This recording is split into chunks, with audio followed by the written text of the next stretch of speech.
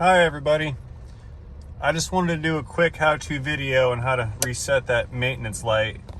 I'm in a 2018 Mitsubishi Outlander Sport. I had the hardest time in the world figuring this out, so I wanted to share that with you.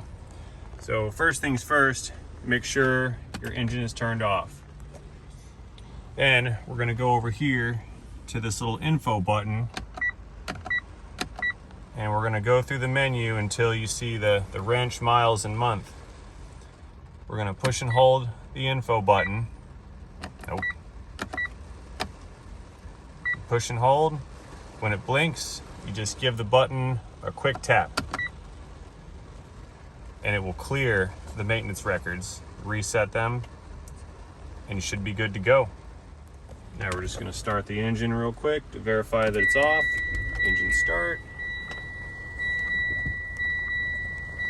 And the maintenance minder has been reset. I hope this helps somebody out. Thanks for watching. And don't forget, have a great day.